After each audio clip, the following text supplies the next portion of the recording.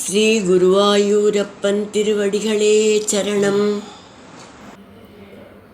இன்னைக்கு இந்த தசகத்தோட 2வது ஸ்லோகத்தை பார்க்கலாம். முதல்ல வார்த்தைகளை பிரித்து சொல்லலாம், பிறகு ஒவ்வொரு வரியும் சேர்த்து சொல்லலாம். மித்யாகிரகாஸ்மி மதிராக விகோபபீதிஹ. மித்யாகிரகாஸ்மி மதிராக விகோபபீதிஹ. அஞ்ஞானவிருத்திமிதி பஞ்சவிதாம்ச ஸ்ருஷ்ட்வா.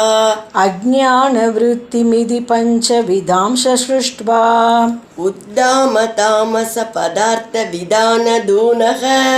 உத்தாம தாமச பதார்த்த விதானதூனக. தேனே த்வதீய சரண ஸ்மரணம் விசுத்யை. தேனே த்வதீய சரண ஸ்மரணம் விசுத்யை. மித்யாகிரகாஸ்மி மதிராக விகோபபீதிஹ. அஞ்ஞானவிருத்திமிதி பஞ்சவிதாம்ச ஸ்ருஷ்ட்வா. மித்யாகிரகாஸ்மி மதிராக விகோபபீதிஹ. அஞ்ஞானவிருத்திமிதி பஞ்சவிதாம்ச ஸ்ருஷ்ட்வா. உத்தாம தாமச பதார்த்த விதானதூனக. தேனே த்வதீய சரண ஸ்மரணம் விசுத்யை. உத்தாம தாமச பதார்த்த விதானதூனக. தேனே த்வதீய சரண ஸ்மரணம் விசுத்யை. இப்போ நாம் இந்த ஸ்லோகத்தோட வார்த்தைகளை பிரித்து அர்த்தங்களை பார்க்கலாம். அடுத்ததாக பிரம்மா எதை படைத்தார் என்பதை இந்த ஸ்லோகத்தில் பார்ப்போம்.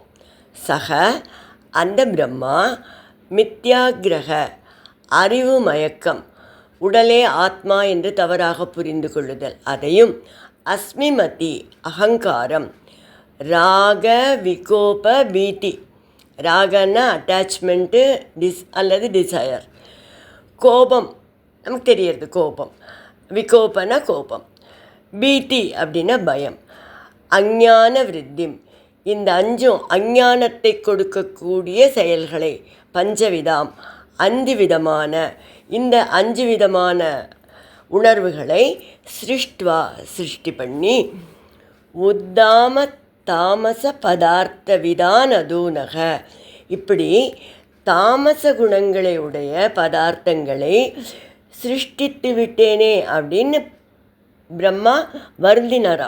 இந்த 5ஐயும் நம்ம படைச்சிட்டோமே அப்படின்னு வருந்தினாரா.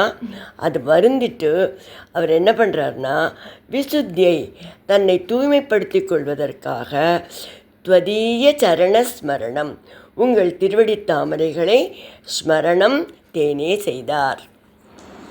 இப்போது இந்த ஸ்லோகத்தை முழுவதுமாக பாராயணம் பண்ணி இதோட முழு அர்த்தத்தையும் பார்க்கலாம்.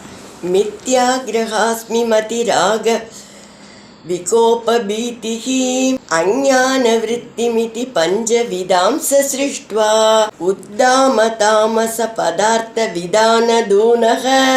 தேனே த்வதீய சரண ஸ்மரணம் விசுத்யை.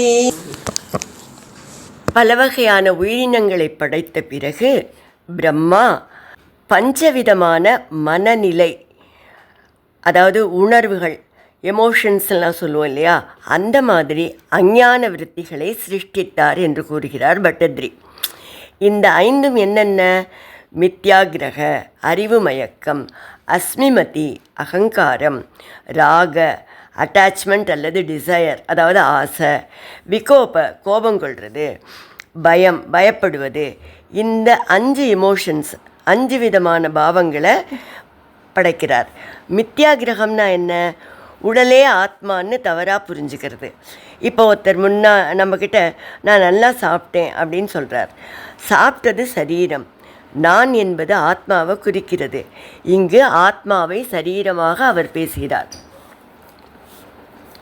இதை அறிவு மயக்கம், ஒன்றை மற்றொன்றாக தவறாக புரிந்து கொள்ளுதல் என்பார்கள். அடுத்தது அஸ்மிமதி.